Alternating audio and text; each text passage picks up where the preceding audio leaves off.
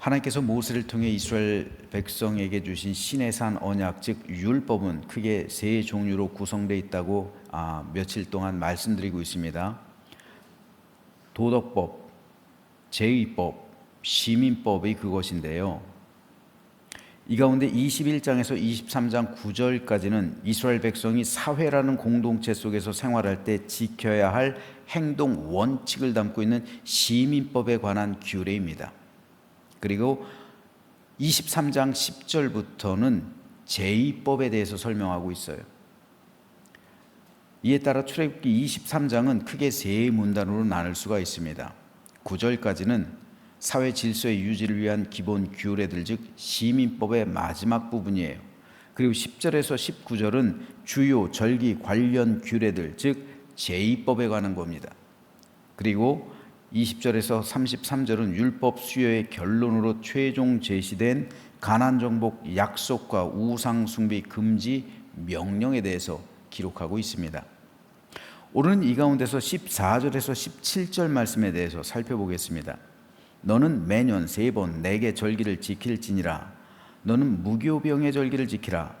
내가 내게 명령한 대로 아비벌에 정한 때 이래 동안 무교병을 먹을지니 이는 그 달에 네가 애굽에서 나왔음이라. 빈손으로 내 앞에 나오지 말지니라. 맥추절을 지키라. 이는 네가 수고하여 밭에 뿌린 것에 첫 열매를 거둠이니라. 수장절을 지키라. 이는 네가 수고하여 이룬 것을 연말에 밭에서부터 거두어 저장함이니라. 네 모든 남자는 매년 3번씩 주 여호와께 보일지니라. 여기서 하나님은 이스라엘 백성들을 향해서 매년 3차례 거쳐서 절기를 지키라고 명령하셨어요. 그 절기, 무교절, 6월절 다음 날부터가 무교절이에요. 6월절은 매해 1월 14일, 종교력으로 1월 14일이고요. 그리고 무교절은 1월 15일부터 일주일. 그러니까 6월절과 무교절을 합치면 8일이에요. 그리고 맥추절, 오순절이라고도 해요. 그리고 수장절, 초막절이라고도 합니다. 이 3번의 절기예요. 근데 여러분 한번 생각해 보세요. 그 당시 사회에서 이 3번의 절기를 지키기가 쉬웠을까요? 쉽지 않았어요. 결코 쉽지가 않았어요. 특별히 솔로몬이 죽은 다음에 이스라엘 나라가 남유다, 남쪽의 유다, 그리고 북쪽의 이스라엘 두 나라로 쪼개지죠. 그랬을 때 북이스라엘을 세운 분열시킨 여로보암, 남유다는 이제 르호보암이 초대 왕이 됐고 북이스라엘은 여로보암이 초대 왕이 됐는데 여로보암의 죄악을 계속해서 하나님께서 선지자를 통해 말씀하시잖아요. 그 죄악이 뭐냐면요, 예루살렘으로 가지 못하도록 북쪽에는 단, 남쪽에는 베델, 여기다 금 신상들을 세워요. 금송아지를 세워요. 그리고 제단을 만듭니다. 그래서 예루살렘까지 갈 것 없다. 여기서 절기를 지켜라 라고 말해서 북이스라엘 사람들은 예루살렘은 더 이상 내려오지 않아요. 그리고 그곳에서 절기를 지켰는데 이스라엘 백성들, 북이스라엘 백성들이 이 일을 자행한 여로보암의 정책에 찬성표를 던져요. 반대해야 될 거 아니에요. 예루살렘으로 가야 될 거 아니에요. 절기들의 날짜도 바꿔요. 근데 이 정책에 찬성표를 던진 이유는 사실 절기 문제와 굉장히 깊은 관련이 있어요. 그런데 원래 하나님께서 이스라엘 백성에게 절기를 제정해 주신 이유가 뭡니까? 왜 3차례에 거쳐서 내게 나와서 하나님을 예배하라고 왜 말씀하셨을까요? 그 이유는요, 그들의 삶을 위로해 주고 그들에게 복을 주시기 위함이었어요. 왜냐하면요, 절기를 지키기 위해서는 예를 들어서 갈릴리 지역 단, 제일 북쪽이 단인데 거기서 예루살렘까지 오는 길 며칠 걸릴까요? 걸어서 최소한 3일, 천천히 걸으면 4, 5일. 최단 기간으로 잡아도 왕복 일주일이에요. 그렇죠? 그러면은 예루살렘에서 지내야 되는 절기 기간 7일, 일주일. 그럼 최소한으로 잡아도 단에서부터 북쪽 이스라엘에서부터 예루살렘까지 오려면 2주가 걸리는 거예요. 2주. 한 번의 절기를 지키기 위해선 최소한 2주. 그 2주가 뭘까요? 2주가 공식적인 휴가예요. 휴가. 이 절기가요. 우리나라로 치면 추석 연휴, 설날 연휴예요. 그렇죠. 6월절이 들어있는 때는 새해니까 설날 연휴, 초막절은 추석이니까 추석 연휴, 거기에다 중간에 있는 오순절, 어쩌면 휴가, 3차례의 휴가 기간이 있는 거예요. 쉽게 말해서. 그 당시 어떤 국가에서 6주를 국가 공휴일로 지정합니까?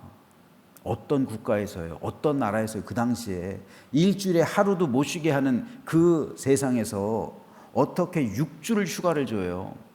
근데 공식적인 휴가예요. 모든 노비, 모든 종, 심지어는 짐승들 다 쉬는 거예요.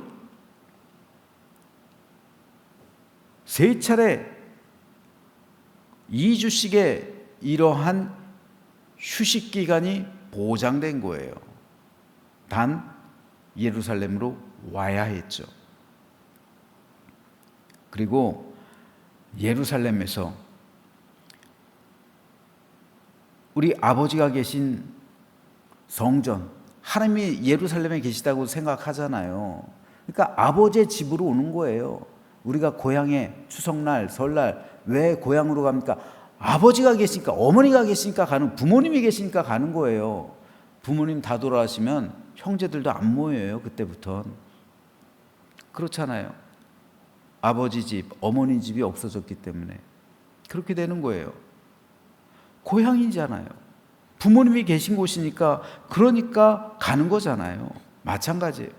1년에 3차례씩 하나님의 집으로 오라는 거예요. 그래서 하나님 안에서 쉬라는 겁니다.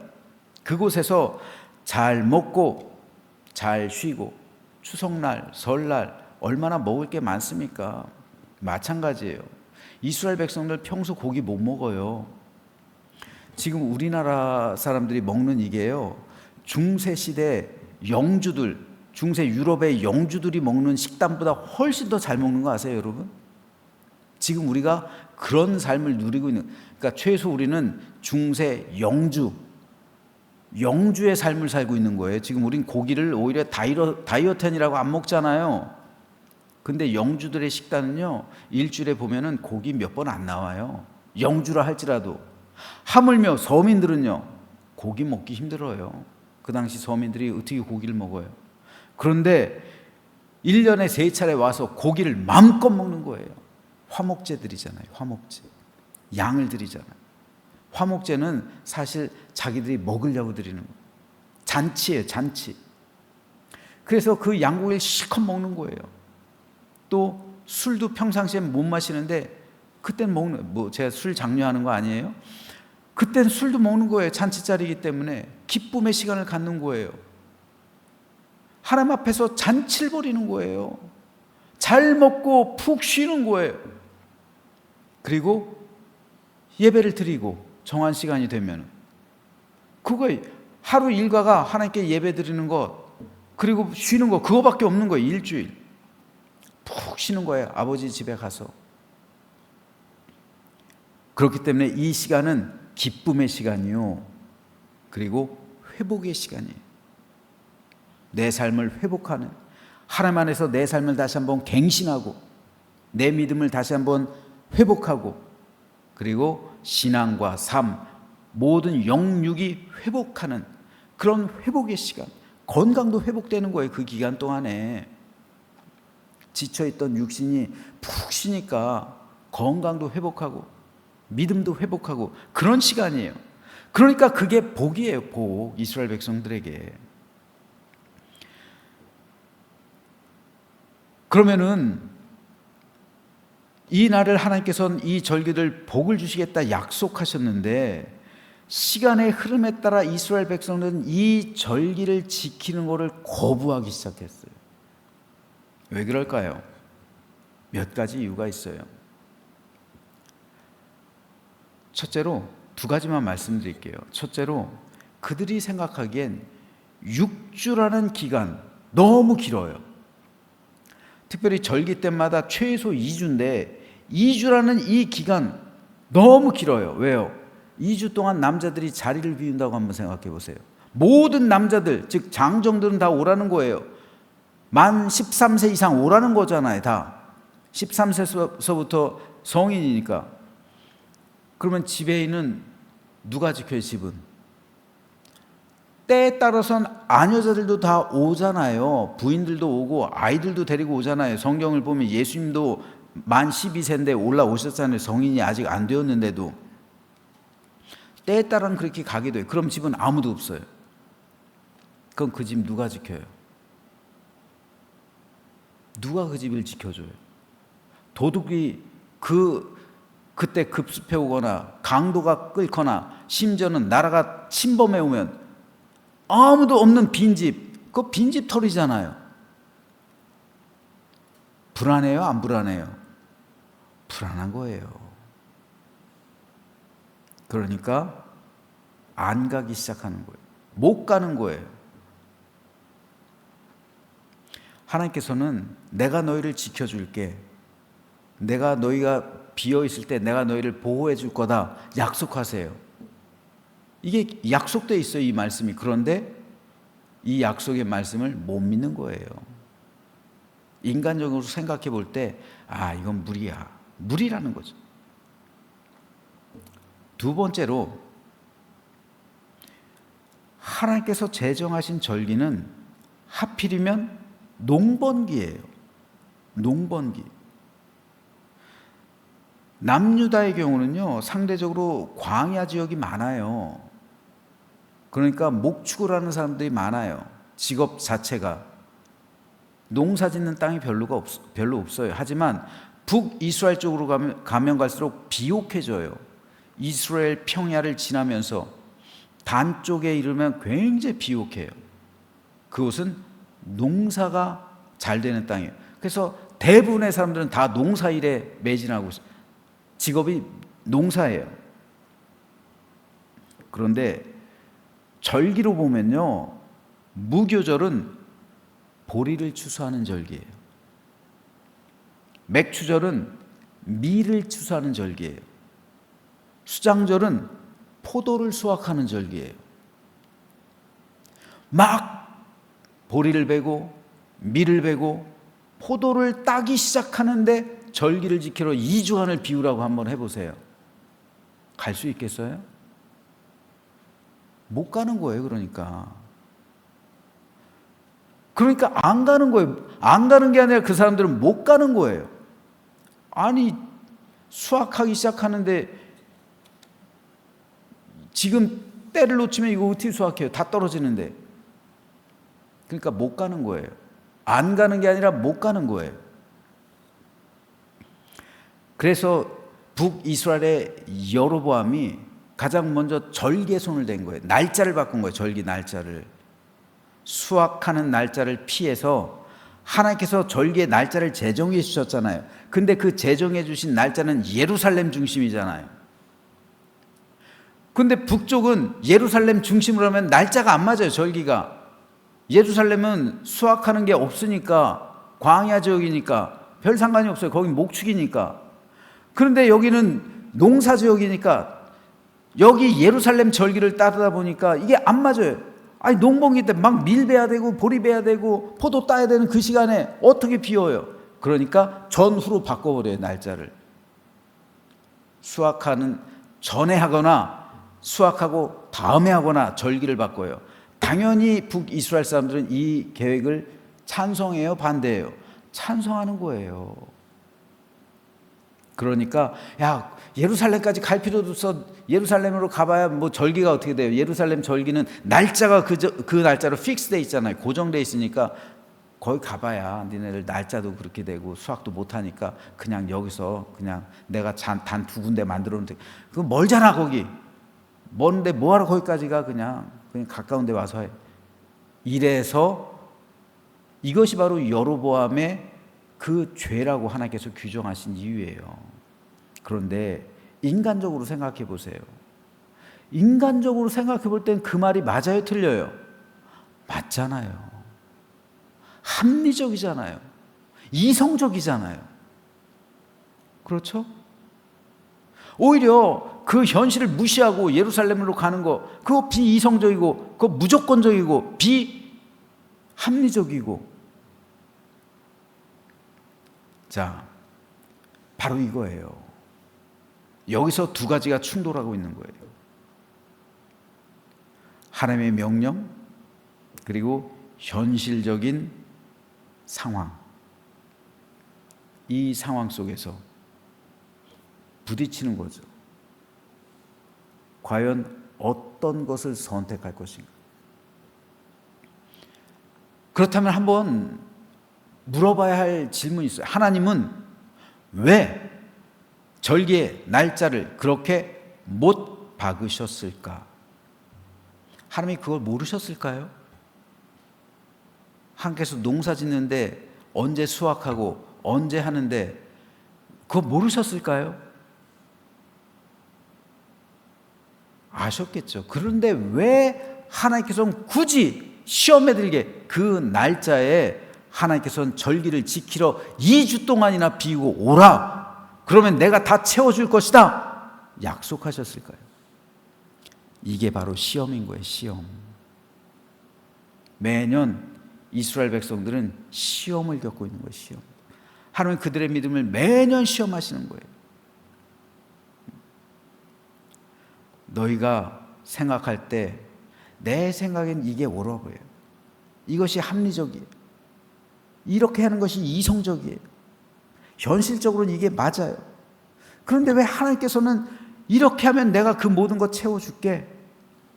내가 오고 절기를 지키면 내가 그 모든 것 다 돌봐줄게. 보호해줄게. 도적 들지 않게 해줄게. 그 수확 지장 없게 해줄게. 이거 못 믿는 거예요. 그러니까 이것이 시험에 되는 거예요. 시험. 그래서 이 절기는 제가 볼 때는 하나님의 테스트다. 2주 동안 너희가 너희의 산업을 떠나서 그 모든 것을 내게 맡기고 내게 나아올 수 있느냐? 이게 시험이에요. 테스트예요. 매년 하나님은 3차례 이스라엘 백성들 테스트하시는 거예요. 결과적으로 이스라엘 백성들은 현실의 벽에 부딪혀서 이 테스트를 통과하지 못한 거예요. 믿음의 조상 아브라함은 이 테스트를 통과했잖아요. 이성적으로 생각해 보세요. 이삭을 바치는 게 말이 돼요? 그게 합리적입니까? 이삭의 목을 따라고요? 아버지가 아들의 목을 따라고요? 아니, 이게 어떻게 이성적이에요? 이게 어떻게 합리적이에요? 근데 그게 시험이었어요. 하나님 진짜 이삭을 죽이려고 하신 거예요? 아니잖아요. 하나님 진짜 이스라엘 백성들 굶기시려고 작정하신 거예요? 그래서 수확을 앞두고 나서 농번기 때 그들을 절기로 부르시는 거예요? 아니잖아요. 그들 굶기시려고 작정하신 게 아니라 그들에게 복을 주시려고 절기를 정하신 거잖아요. 시험을 통과할 때 결국 이스라엘 백성들은 시험에 통과하지 못했어요. 그러니까 이 절기도 시험인데 안식년법은 어때요? 안식년법 지켜야 안 지켜요? 7년에 한 번 모든 빚을 변제해주고 모든 토지 소산을 심지어는 7년에 한 번 다 놀려야 돼요. 수확하지 말라는 거예요. 농사 짓지 말라는 거예요. 단 한 번도 지키지 않았어요. 하물며 희년법은요. 50년에 한 번 있는 희년법은 희년은 말할 것도 없죠. 왜 이스라엘 백성들이 70년 동안 바벨론 포로로 갔을까요? 이스라엘이 건국되고 나서 500년 동안 한 번도 안식년 7년에 한 번 지키지 않았어요. 그러니까 하나님께서 강제로 10번 70년 동안 종살이를 시킨 거예요. 그리고 70년 동안 한 번도 지키지 않은 안식년 10번 해가지고 70년 동안 이스라엘 땅을 묵혀버리신 거예요. 안식년을 지키게 하신 거예요, 강제로. 그게 바벨론의 70년 종살이에요. 이것이 절기와 연관된 거예요. 자, 그러면은 오늘 우리가 이 말씀을 통해서 알아야 될 것은 이 시험이 오늘 우리 삶의 현장에도 있다고요. 하나님께서는 오늘 우리를 향해서도 이 시험을 주세요. 그 시험을 주신 이유는 우리를 괴롭히려고요? 우리의 산업에 어려움을 통해서 우리가 고난당하는 것을 보시면서 하나님께서 무슨 유익이 있겠어요? 하나님께서 우리에게 시험을 주시는 것은 우리에게 복을 주시려고 하시는 거잖아요. 믿음의 조상 아브라함이 그 시험에 통과했을 때 믿음의 조상이 되었잖아요. 다윗도 10년 동안 그 시험을 당했을 때 결국 위대한 군주가 되잖아요. 오늘 우리도 이 시험이 시시각각 옵니다. 어쩌면 저와 여러분 가운데 이 시험을 당하고 있는 성도가 있을 수도 있어요. 그러면 이겨내야죠. 어떻게 그럼 우리가 이 시험을 이겨냅니까? 다른 방법 없어요. 말씀을 통해서. 오늘 제가 드리는 말씀은 레마의 말씀이잖아요. 선포되어지는 말씀. 또 성경 말씀, 기록된 말씀, 로고스의 말씀. 성경을 읽고 들음으로 말씀을 통해서 그리고 기도를 통해서 하나님의 뜻을 깨닫는 거예요. 이것이 시험이라는 것을 아는 거예요. 그리고 그 말씀과 기도를 통해서 하나님의 뜻에 순종하는 거예요. 나 자신의 뜻을 굴복시키는 거예요. 내가 생각할 땐 내 판단엔 이것이 맞지만 내 판단이 아니라 하나님의 뜻과 하나님의 판단에 순복하는 것. 이게 순종이잖아요. 그런데 여러분, 하나님의 뜻을 모르는 사람은 제가 볼 때는 없어요. 하나님의 뜻은 말씀을 통해서, 기도를 통해서, 설교를 통해서, 여러 가지 여건을 통해서, 내 양심을 통해서 알아요. 중요한 것은 몰라서 안 지키는 게 아니라 순종하지 않는 거예요.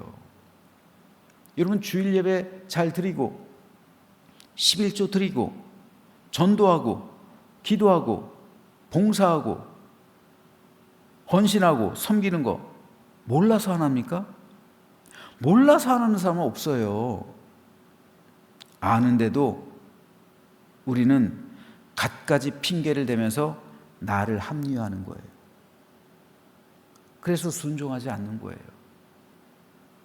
이 시험이 우리 모든 성도들에게도 있어요.